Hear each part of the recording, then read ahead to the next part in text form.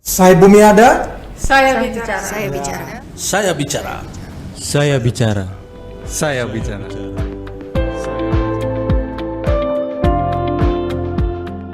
Saya Bumi ada. Saya bicara. Terima kasih Dokter Jam. Iya. Sebelumnya izin mungkin kita kepada pemirsa, penonton podcast Saya Bumi, izin kami mendahului untuk melepas masker dikarenakan kami tadi baru laksanakan tes antigen Ya. dan pengecekan kita bersyukur hasilnya negatif Ya, karena siap. kami juga mengikuti prokes daripada anjuran pemerintah. Ya. Izin ya dokter Ya. ya kita melepas Izin masker. pemirsa ini ya. Oke, Siap. kita lepas dulu supaya obrolannya lebih gamblang kira-kira seperti itu.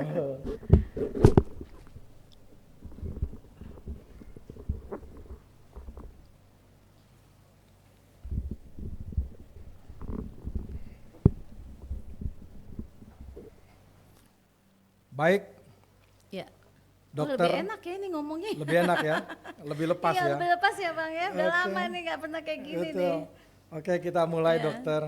Pertama saya mengucapkan selamat datang Dokter Zam Chandaria ya. Ya, terima Spesialis kasih banyak. saraf, magister kesehatan. Iya, Luar terima kasih biasa. Banyak. Terima kasih banyak. Terima Bang kasih Iwan. dokter sudah berkenan sore hari ini dengan waktunya yang begitu padat bisa meluangkan hadir untuk acara podcast Saya Bumi. Kita Iyalah. akan bincang seputar kesehatan, protokol kesehatan dengan baru saja dibukanya kelonggaran oleh pemerintah Iya. terkait dengan aturan-aturan yang ada yang disampaikan oleh kementerian ya. Ya. Saya ingin mendengarkan langsung pandangan dokter selaku pelaku ya, Iya. selaku pelaku dan selaku Masyarakat juga juga dan sebagai dokter, Iya. apa tanggapan-tanggapannya?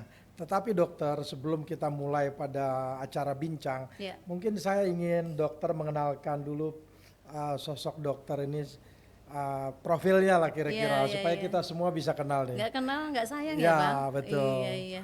Ya, Silakan dokter. Saya Dr. Zam Chandaria, spesialis saraf, magister kesehatan. Kebetulan tugas di 3 lokasi rumah sakit, di rumah sakit pemerintah yaitu Rumah Sakit Abdul Muluk sebagai pegawai negeri sipil. Siap. Kemudian di Advent Bank. Oke. Kemudian melayani masyarakat juga di Gerah Husada. Oh, 3 rumah sakit. 3 rumah sakit dan Luar biasa. saya juga kepala bagian neurologi untuk pendidikan FK Unila dan dosen juga di Malahayati. Jadi kalau untuk tugas itulah lokasinya. Jadi kalau boleh saya sampaikan, dokternya mungkin nggak tidur kali ya, Hah? Iya, begitu iya. padatnya ya. Iya, pokoknya berbuat yang baik yang bisa dilakukan ya kita kerjakan gitu. Luar biasa dokter. Iya, insya Allah. Saya terus terang aja terkagum juga nih dengan Saya melihat juga loh kagum sosok sama Ama. dokter yang kesibukannya padat, Iya. praktek, mengajar dan kegiatan aktivitas organisasinya juga luar biasa nih. Iya. Kira-kira begitu dok ya. Iya. Jadi tadi dokter sampaikan bahwa selain praktek dokter, mengajar juga, praktek Iya. di rumah sakit juga, dan beberapa aktivitas Iya. kegiatan organisasi. Iya. Nah boleh dok, ceritakan dulu nih, dokter ini keluarganya, anaknya mungkin Oh, iya, tinggal di ya. mana, Iya. lulusan apa dulu dok? Iya. Dari mana universitasnya kira-kira? Dulu S1 Asal. dokter umum itu Bang, saya alumni Undip. Undip ya? Jadi alumni Undip di Ponorogo ya? Di Ponorogo, Semarang Di Ponorogo, itu. Semarang. Siap. Dulu masuk tahun 93, Oke. lulus 99, jadi saya ke Lampung tahun 2000 dan kebetulan saya ini putra daerah, Abang. Oh, Jadi seperti asli itu. Lampung betul. Jadi sudah dengan Lampung udah lu. Ya memang lahir di memang sini. lahir di sini ya. Kebetulan diterimanya di Jawa. Oke. Saat itu kayaknya saya alhamdulillah waktu itu saya keterima di 7 universitas negeri tanpa tes. 7 universitas tanpa tes. Tanpa tes, dan kebetulan yang kedokteran cuma Undip. Akhirnya saya ambil Undip. Waktu itu saya terima UGM, ITB, IPB, Unpad, Unila, Ya. USU. Waktu itu seingat saya itu ya. Saya sampai bingung. Belajarnya bagaimana itu dok? Bisa Milih semua di tempat waktu- diterima? Waktu itu pakai nilai angka raport. Oke. Jadi yang tanpa tes itu abang. Oke. Dan kebetulan era saya waktu itu boleh daftar di semua universitas. Oh. Tidak dibatasi yang sekarang ya. Kalau Oke. sekarang kan hanya 2. Ya, Nah, kemudian saya spesialis di Universitas Pajajaran. Pajajaran. Ya itu tahun 6 dan saya lulus 2010 waktu itu. Oke. Akhirnya pulang lagi ke Lampung Balik dan lagi mulai ke mengabdi Lampung. hingga Sampai 2002 dengan ini 2000 sampai hingga sekarang. Luar biasa. Bagaimana ceritanya itu dok? Iya, iya. Bisa diterima langsung 7 Iya, universitas. kayaknya mungkin dulu jarang ini yang mau ke Jawa kali. Jadi kebetulan saya kepingin ke Jawa, daftar semua malah alhamdulillah Terima semua. keterima semua. Karena kebetulan waktu itu saya sekolahnya katanya SMA-nya SMA. Kutu buku? Enggak juga bang. Gimana tuh bisa begitu? Saya juga ketua OSIS itu ada namanya ketua siswa itu, aduh lupa saya. OSIS, Bukan. SMA. Pendamping, jadi DPR-nya deh. Oh, siap. Kalau OSIS-nya eksekutif, saya legislatifnya lah waktu Oh, SMA kan. Jadi SMA sendiri memang sudah aktivitas udah dokter ke sana ya, iya, udah aktivis udah ya. aktivis. Udah itu di Undip saya jadi ketua Kohati cabang Semarang. Oke. Jadi HMI. Jadi memang latar belakang saya ini, jadi saya nggak malu-malu, jadi saya bangga dengan HMI ya. Oke. Saya kebetulan basic lainnya HMI, ya? HMI ya, Wah, luar biasa HMI, nih. HMI. Jadi ketua Kohati. Jadi orang bertanya gimana sih ngebagi sekolah di kedokteran? Ya. Kok bisa juga organisasi? Hari ini kan Oke. susah ini. Anak-anak kedokteran mau nyamping ngambil sampingan organisasi sangat bingung membagi waktu. Betul. Tapi sebenarnya bukan yang membagi waktu itu kita. Oke. Kita yang harus mengatur waktu kita. Jadi bukan waktu kita yang mengatur diri kita kan. Oke. Kita yang harus memanage. Dan kebetulan saat itu alhamdulillah bisa membagi waktu itu. Oke. Lulus dokter tetap megang organisasi di Organisasi puncak. jalan.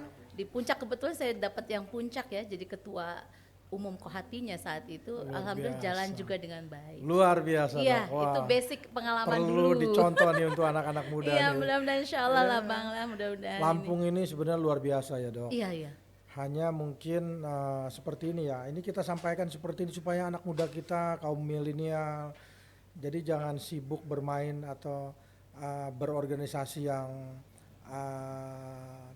tidak pada jalur yang baik Iya, ya. Iya, iya. Gunakanlah organisasi-organisasi untuk menempa ilmu, Iya. berkomunikasi sehingga berbekal ilmu di sekolah, organisasi akan menjadi seorang yang sukses seperti Dr. Zam ini. Ya, belum sukses. Nah, masih harus banyak belajar Wah, ini. luar biasa. Belajar sama abang yang nih sukses saya. seperti apa lagi kalau disebutin sukses. Oke, Iya, iya, dokter. siap, Abang. Dok, jadi kondisi sekarang ini bagaimana pandangannya ini? Oh iya. Ini pemerintah sekarang tiba-tiba langsung memberikan kelonggaran. Iya. Kalau pandangan dokter, kalau masyarakat sekarang kan pro dan kontra Iya, iya, iya. terkait dengan kenapa sih pemerintah ini buru-buru gitu loh, Iya, langsung melepas atau memberikan kelonggaran, contohnya pengecekan tes antigen di bandara, di kereta api, di kapal, langsung dibebaskan seperti itu, sehingga orang langsung beranggapan bahwa COVID ini, Omikron ini sudah tidak ada lagi, sehingga mereka masih bebas Iya. apa ya saya bilang ya, Sudah merdeka lah sudah gitu merdeka. ya. Memang saya Seolah-olah ya. sendiri juga menunggu kemerdekaan itu. Tetapi Kita maksud nunggu saya, nih merdekanya tetapi nih. maksud saya pemerintah harus sadar bahwa di masyarakat belum lepas sesungguhnya. Kita sendiri dok di Saibumi ini juga kan melakukan pengecekan tes antigen.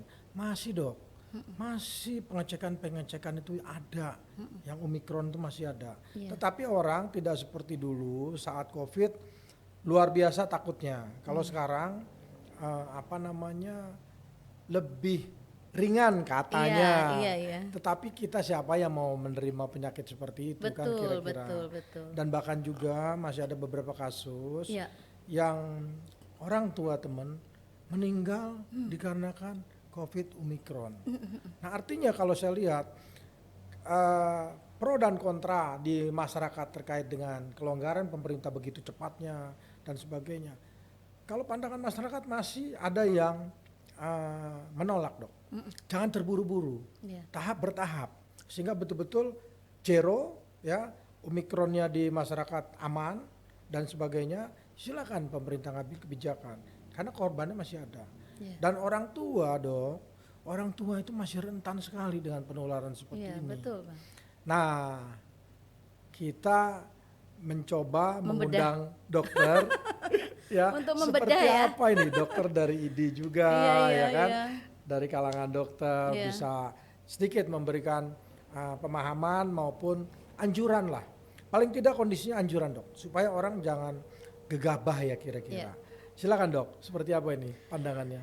Ya, jadi kita menghadapi pandemi COVID ini kurang lebih sudah mau 2 tahun ya. 2 tahun Abang. dok, betul. Artinya pandemi, yang namanya pandemi yaitu adanya wabah yang meluas hampir di seluruh negara secara serentak. Oke, betul. Ini yang disebut pandemi Ya. ya. Luas dan menyeluruh secara bersamaan Ya. di hampir seluruh negara atau di benua ya, secara menyeluruh, sehingga muncul di mana-mana di berbagai negara. COVID-19 ini memang menjadi satu topik yang dan menjadi masalah di berbagai negara yang kita sebut tadi, hampir di seluruh Hampir negara. semua negara.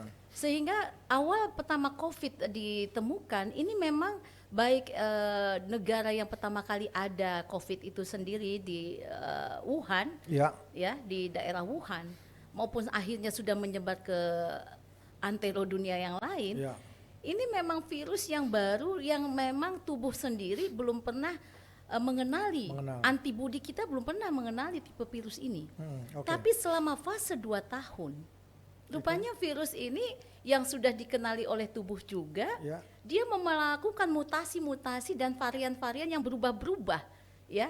Artinya ini sudah terdeteksi oleh tubuh, kemudian dideteksi dengan alat kita, tiba-tiba dia merubah diri lagi pada tubuh-tubuh imun yang rendah atau pasien atau orang-orang yang tanpa vaksin yang masuk COVID ke dalam tubuh mereka, dan akhirnya COVID ini merubah varian tubuhnya, varian selnya yang tadinya kita kenal cuman asli COVID-19, kemudian berubah menjadi varian Delta, Alpha, ya? kemudian Alpha. varian Delta, kemudian hari ini Omicron. Omikron. Nah, artinya ke depan tidak bisa dijamin bahwa COVID ini akan selesai dalam waktu singkat, Oke. karena dia akan mutasi dan Bermutasi. akan terjadi perubahan-perubahan varian yang kita tidak meyakini bahwa Omicron ini adalah varian terakhir. Nah, kalau begitu sebenarnya kalau kita evaluasi dari kebijakan pemerintah hari ini, pemerintah sebenarnya tentu saya yakin Bapak Presiden dengan pemerintah pusat dan daerah ini akan harus berhati-hati dalam menghadapi pandemi COVID ini. Kalau clue-nya bahwa kita akan jadikan situasi pandemi menjadi endemi. Pandemi menjadi endemi. Oke.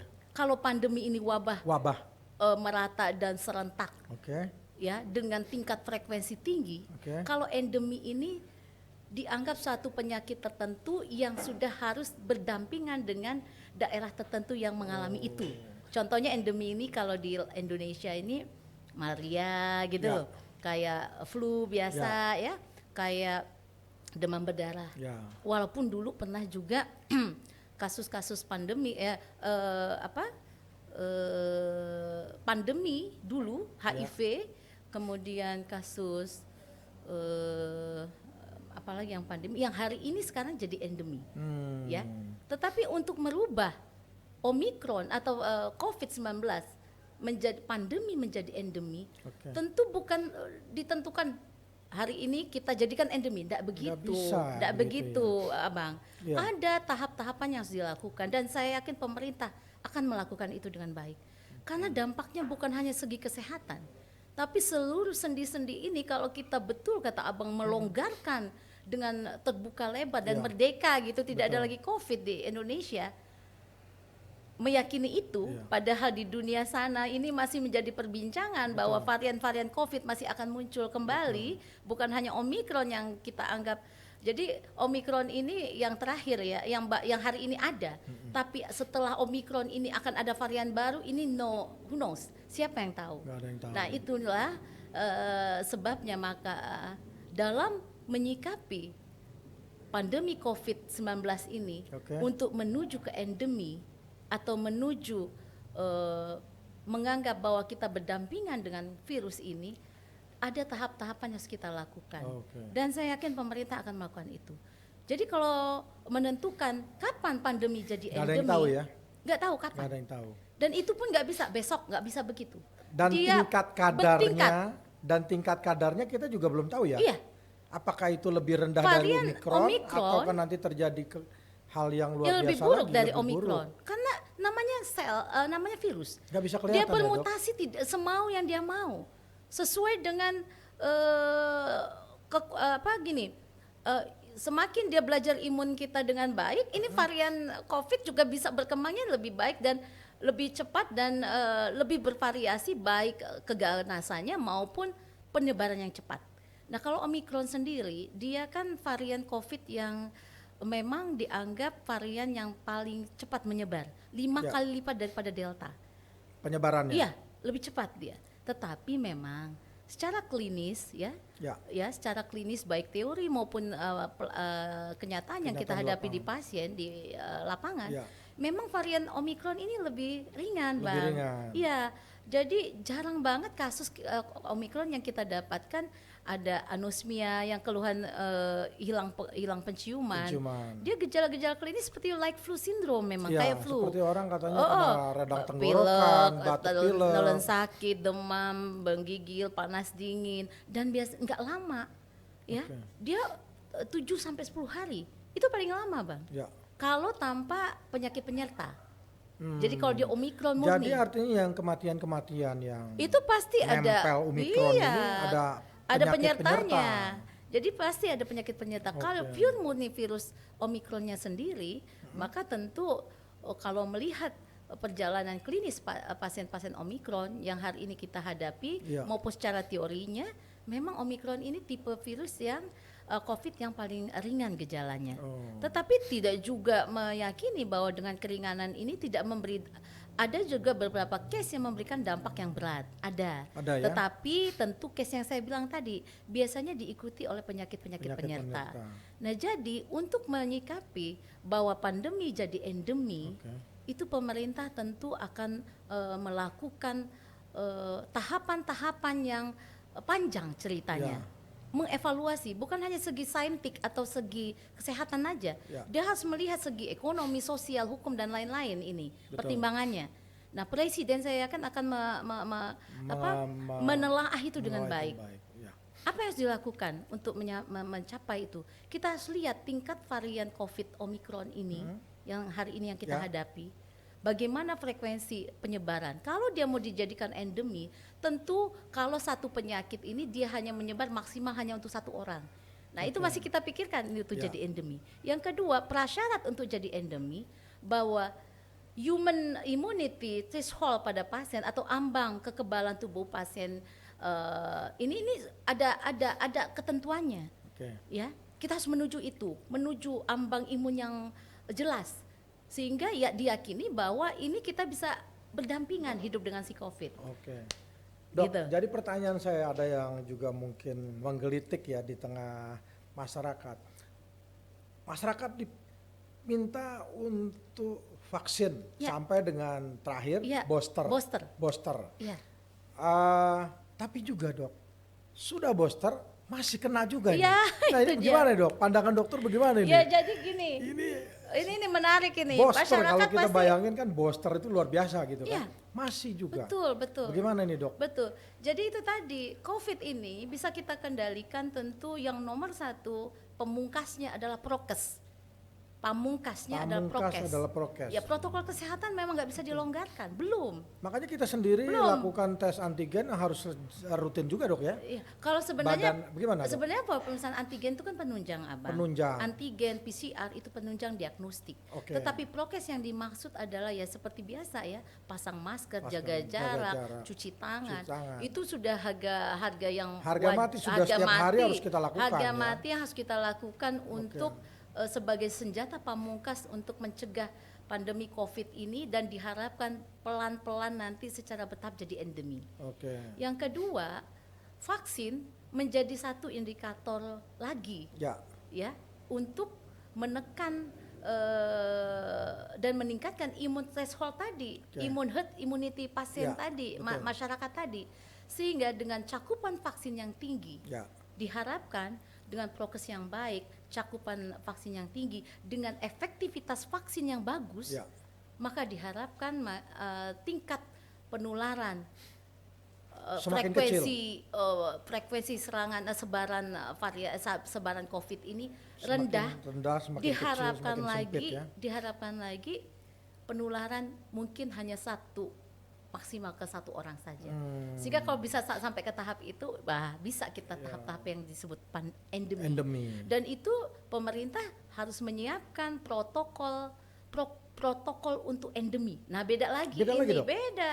Nah, ini harus pemerintah godok ini. Wah, Jadi nggak bisa Abang jadi menentukan kita- ini pandemi, besok endemi.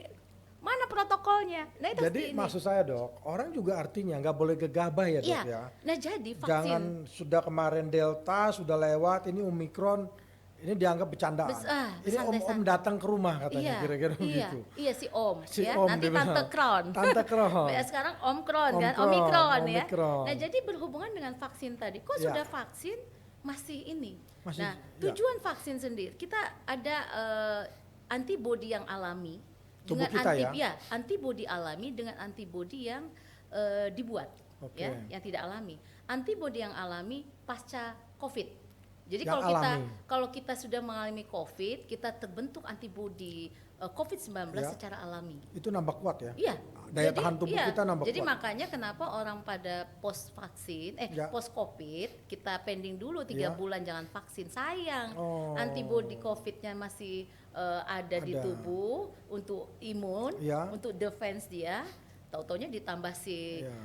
si vaksin. Ya. Jadi efektivitasnya kalau Menurun. ini 3 bulan, harapan kita kan dengan ditambah vaksin 6 bulan kan bisa 9 bulan, Tambah 6 tambah panjang. 3. Betul. Lah kalau 3 bulan kita pasca COVID, kemudian Ya. kita belum 3 bulan kita masukkan vaksin, Sayang. sayang, nggak Karena ini efektivitasnya mungkin nggak yang- bisa sampai 9 bulan. Betul.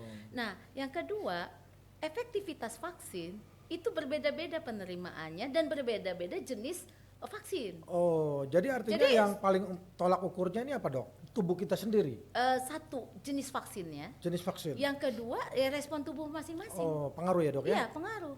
Nah, jadi semakin orang banyak terinfeksi, sebenarnya kita sudah membentuk imun secara alami untuk Oke. untuk COVID ini. Ditambah vaksinasi yang tadi merupakan antibodi buatan, Ya. antibodi yang dibuat. Nah, diharapkan dengan kombinasi kedua ini, antibodi alami dengan antibodi buatan, kalau ini sudah dan efek dan pencakupan vaksin ini sangat tergantung dari efektivitas vaksin juga. Oke. Karena vaksin yang dikeluarkan di dunia ini efektivitasnya beda-beda, Abang. Oke, gitu. Sehingga kalau bertanya kenapa sudah vaksin kok masih kena COVID? Ya. Betul kena COVID. Tapi gejalanya Nggak- ringan. nggak separah Tidak yang sehebat orang yang belum vaksin. Mungkin varian Omikron ini sebenarnya mungkin Ya. Sebenarnya mungkin berat. mungkin berat, Tapi karena sudah karena banyak yang cakupan vaksin. vaksin kita sudah sangat tinggi, Ya. kayak COVID vaksin 1 itu sekitar 90,55% sudah. Oke. Yang kedua itu sekitar 60,11%. Nah, yang ketiga baru 4, yang booster, Ya. ya. Nah, diharapkan booster ini akan menggenjot ulang, Oh. menambah lagi Menambah imun, herd immunity di masyarakat, sehingga dampaknya walaupun nanti ada varian-varian COVID yang hadir, diharapkan secara nasional Indonesia sendiri maupun dunia Ya. ini Tidak bisa, terlalu keras ya. bisa menghadapi COVID ini, dan tidak suatu hal yang mustahil bahwa pandemi COVID memang akan jadi endemi. Tetapi tentu butuh Perjuangan kita. Iya, Jangan perjuangan hanya- masyarakat, perjuangan hanya pemerintah. mengandalkan vaksin ya, tetapi Iya. perjuangan kita juga. Iya, perjuangan masyarakat. kita dan masyarakat, dan jadi vaksin ini kombinasi dengan prokes yang baik. Ya, prokes. Prokes itu udah senjata pamungkas. Senjata pertama ya Dok. Itu senjata Oke. pamungkasnya. Kedua nih.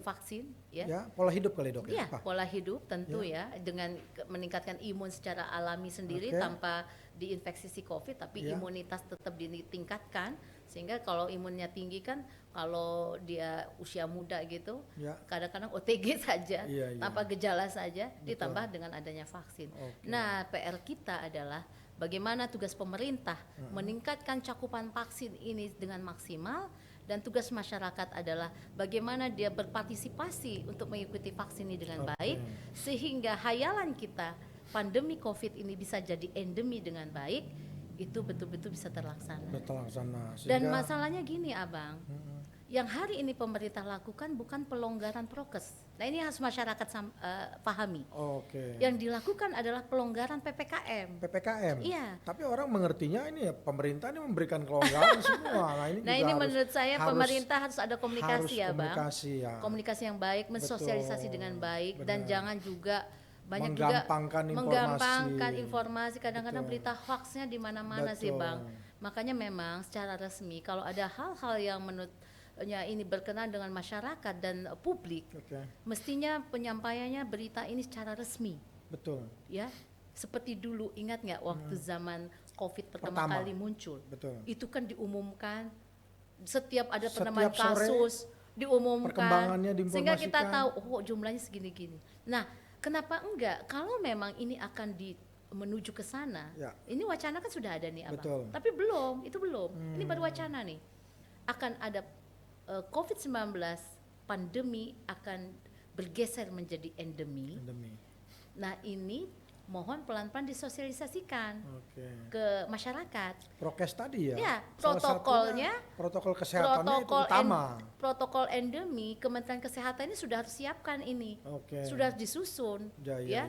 Karena beda protokol pandemi sama protokol endemi. Berbeda ya. Berbeda.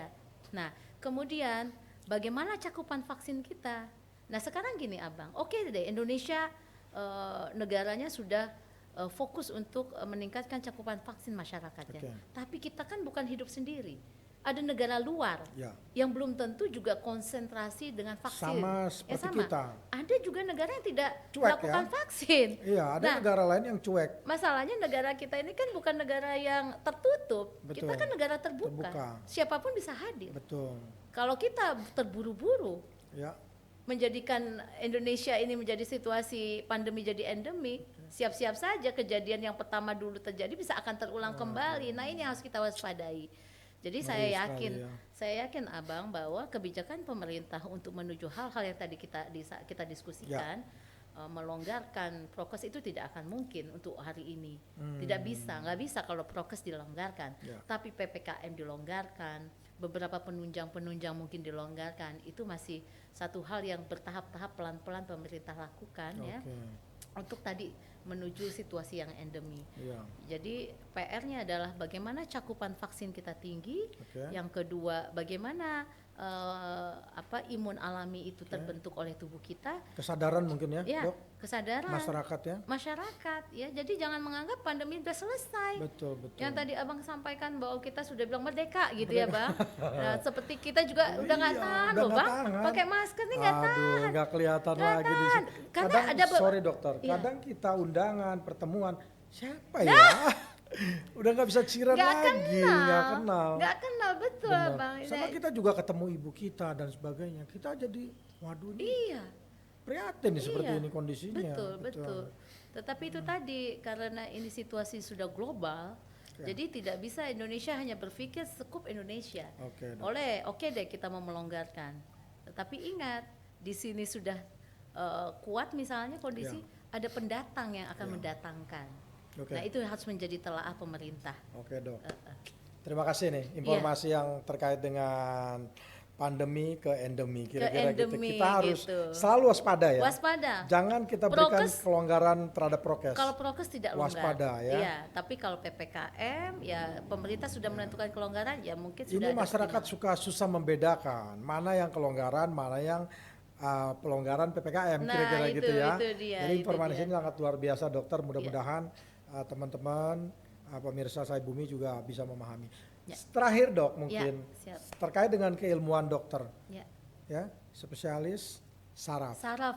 Seperti apa sih dok? Orang nggak ngerti ini. Oh Dok. iya, Seperti apa? betul. Coba cerita sedikit dok. Ya. Kira-kira. Spesialis saraf itu kadang-kadang Abang suka tumpang tindihkan atau suka salah artikan dengan sakit jiwa. Ya, Jadi kalau orang apa gila, oh kesarap aja, bukan bukan. ya. Jadi kalau saraf itu bidangnya saraf. Saraf ini seluruh tubuh kita ini yang Saraf. mengatur adalah saraf. Saraf, Otak itu saraf pusat. pusat. Tanpa otak tidak bisa pergerakan sistem tubuh kita ini terjadi. Ya, artinya kontrolnya dari otak. Mengatur di otak. Di situ saraf pusat namanya. Hmm. Dan semua saraf-saraf di luar otak ini namanya saraf tepi. Oke. Saraf yang sudah keluar ini saraf tepi. Hmm. Sentralnya di otak. Nah, jadi ahli bidang saya di situ, bidang Oke. saraf. Kasusnya apa? Stroke. Ya. Kemudian radang otak, tumor otak, sakit kepala, semua nyeri itu bagian saraf. Nah, Adapun juga tumpang tindih ada bagian lain juga Ya. memang fokus di situ, tapi saraf juga kompetensinya di nyeri. Ya kayak Oh. saraf kejepit, sakit kepala, kemudian nyeri-nyeri sendi. luas ya dok ya, cakupannya luas ya. Epilepsi, masuk kejang, juga itu ya. bidang saraf, Abang. Oke. Kemudian Parkinson ya, yang paling nah bedanya sama jiwa Oke. itu gangguan kejiwaan. Lain Nah itu. itu ada spesialis jiwa namanya. Oh, jadi artinya bukan orang berpikiran orang awam dokter spesialis saraf, hanya mengurusin orang yang mohon Gila. maaf kurang Kurang pemikiran sakit jiwa sakit gitu. jiwa. Enggak, Padahal enggak. semua organ kita Iya, ini itu harus saraf. diperhatikan kira-kira. Iya, jadi kalau gangguan mental itu lebih ke arah ahli jiwa. Ahli jiwa, Kalau gangguan saraf anatomi ya, ini. Anatomi. Anatomi gangguan saraf itu bagian saraf. Oke. Iya. Dan kebetulan satu lagi ke saraf apa tadi yang mau saya sampaikan? Apa ya tadi? Aduh, lupa. Padahal ada yang mau saya sampaikan. Ya. Kadang-kadang, cedera kepala. Cedera Ya, kepala, Jadi kalau orang terbentur kepala, Ya. cedera, itu bagian saraf, Abang. bagian saraf. Mm-mm. Itu yang dia membuat tidak kontrol Iya, ya. tergantung bentuk Tergantung cederanya. banyak macam ya. Ringan, sedang atau berat. Nah, apakah ada enggak dok tip dasar mungkin ya supaya orang terhindar dari persoalan yang kontrol motoriknya tadi ya? Ya, itu tergantung penyebabnya ya. Jadi kalau kelainan sistem saraf, Oke. kalau contohnya motorik ini juga pengaturnya di otak, Abang. Oke. Ada daerah yang khusus mengatur pergerakan. Mm-mm. Ya, apa saja yang bisa menyebabkan kerusakan pergerakan ini di otak? Tumor otak, radang otak, stroke, perdarahan otak, sumbatan otak, cedera otak. Ya. Nah, bagaimana mensiasati biar otak ini tetap sehat dan baik dari penyebab 4 ini? Ya. Ya tentu yang namanya cedera otak ya hati-hati jangan cedera. Kalau stroke, kalau ada faktor resiko stroke, obati, darah tinggi, kencing manis, kolesterol, kelainan jantung, ya asam urat, kemudian gemuk, obesitas, itu Ya. faktor resiko untuk jadi stroke. Kendalikan. Oke. Kalau dia karena radang otak ya jangan sampai terjadi infeksi. Peningkatkan imunitas, tingkatkan imunitas seperti kita meningkatkan imun seperti menghadapi COVID. Kalau dia karena cedera, trauma, stroke, radang otak, apalagi penyebab ininya ya. Ya 3 tadi. Nah itu. Jadi mensiasatinya bagaimana biar otak ini sehat, Oke. ya. Ya kita tetap harus mencegah resiko-resiko apa yang akan mengganggu sistem otak gitu. Itu salah satu Gitu, iya. kuncinya ya. Nah, tentu yang tadi bagaimana meningkatkan imun dengan baik, ya biasalah klise, Ya. makan yang baik, Ya. nutrisi yang Yang baik, cukup, ya. yang sehat, yang Olahraga. bergizi dan protein tinggi, ya, ya. vitamin, olahraga yang teratur, tidur yang teratur, tidak boleh lelah, tidak boleh Ya. capek, tidak boleh memporsi diri. Nah, itulah hal-hal klise yang harus kita Ya. lakukan untuk meningkatkan imun kita. Oke. Dok, terakhir. Mm-mm. Saya pengen tahu nih, mungkin teman-teman juga pengen tahu nih. Aktivitas dokter ini apa saja, Dok? Apa tuh? Kegiatan organisasi yang dokter. Organisasi. Kebetulan Apa saja nih? Kebetulan saya mimpin Saya lihat Asosiasi banyak Kesehatan sekali nih. Haji, Bang. Kegiatan haji. Ya, Asosiasi Kesehatan Haji. Oke. Jadi itu alumni-alumni petugas haji Oke. yang dulu pernah berangkat, petugas Ya. kesehatan itu berkumpul di situ. Nah, di situ kita melakukan pembinaan pada jamaah haji yang akan berangkat. Oke, Nah, itu. itu. Yang kedua saya ke Presidium Flower Hati Lampung. Jadi dulu alumni-alumni HMI perempuan Ya. itu bergabung secara berkelompok yang namanya Porhati. Oke. Dan saya kebetulan presidium salah satunya provinsi. Provinsi. Ya, kemudian saya ketua LKNU, Lembaga Kesehatan Nahdlatul Ulama. Nahdlatul Ulama. Kemudian saya di ID sebagai ketua MKEK ID Bandar Lampung bersama ketua Kadafi. Wah, Beliau luar ketua ID-nya, saya ketua MKEK-nya. Ya. Kemudian saya sampai lupa organisasinya apa Banyak lagi. betul. KSK ya, udah itu Gema Al-Maun, sudah itu apalagi saya ini Mbak Indah saking bimpit. Oh ya, saya juga ketua Ganas Anar, Gerakan Nasional Anti Narkoba Majelis Ulama Indonesia. Ya, dan waktu sebelum pandemi, organisasi yang saya pimpin ini bergerak bareng-bareng itu, Bang. Aktif. Gimana waktunya ngebaginya, Dokter? Nah itu tadi saya bilang memanage waktu ya. Kita gimana ngaturnya deh. Jangan sampai waktu yang ngatur kita Gitu lah yang mengatur dengan baik itu lah. dia. Karena yang punya subjek kan diri kita. Kita ya. Kita Jadi yang bisa kita yang atur. mengendalikan. Iya, Ya. kita yang kendalikan. Kita yang bisa, ini tidak, Itu ini bisa, ini namanya tidak. manajemen apa itu, Dok? Ya, Manajemen saya bilang apa itu? manajemen waktu tentu. Manajemen waktu Manajemen ya. waktu. Kita yang mengatur ya. Kita yang mengatur. Kalau Jangan kita- sampai waktu memanage kita. Kita nggak bisa tidur jadi nanti. Nah itu dia terjadinya begitu Oke, sebenarnya. oke. Dengan aktivitas yang Nah, banyak ini itu dia, luar akhirnya biasa, mengganggu teman-teman. tidur juga. Teman-teman sudah saksikan nih, Dokter Zam luar biasa kegiatan aktivitasnya banyak sekali Ya, dan siap. patut dicontoh. Iya, Bang. Ya, ini menjadi kebanggaan oleh masyarakat Lampung. Amin. Kita berharap mudah-mudahan. banyak pengikut Ya, jejak mudah-mudahan. dari Dokter Zam ya. Amin. Generasi muda ya, Bang. Generasi muda. Iya, insya Allah lah. Dan kita bangga bahwa apa sebutannya putri daerah. Ya, Putri asli daerah Lampung. asli Lampung. Orang biasanya kalau sudah ini nggak mau kembali lagi. Oh iya, betul. Ya, kita Betul. lihat dokter luar biasa. Iya, iya. Sudah dari Jawa kembali ke Lampung, Iya. mengabdi, Iya. membesarkan Iya. wilayah Lampung. Betul. Kita doakan semoga dokter Amin. selalu sehat, Amin. semakin sukses, Terima kasih semakin banyak. bermanfaat bagi masyarakat Lampung. Terima kasih. Karena- Dan saya, Abang, Siap. mengucapkan terima kasih banyak loh. Oke. Ini kehormatan besar loh saya diundang di Aduh, sini. saya yang minta Ini luar saya biasa yang- loh. Saya bumi ini sangat membumi sekali sampai amin. saya diundang loh Luar ini. biasa. Jadi terima kasih banyak ya Abang Sama-sama, ya, atas undangannya dokter, ini. luar biasa bisa hadir. Ya. Saya berharap dengan waktu yang singkat ini, Ya. karena dokter juga banyak kegiatan, Ya. lain waktu kita bincang yang lain ya dok. Nah siap. Ya, Apa Dok? saja deh. Apa saja ya, Iya, karena siap. dokter ini banyak sisi lain yang harus kita ungkap ini. Ya. Iya siap Oke, Abang, Dok. siap. Terima kasih dokter, selamat kasih. sore, salam sehat, salam sejahtera buat Ya. kita semua. Ya. Tabi pun. Ya pun. Amin. Ya.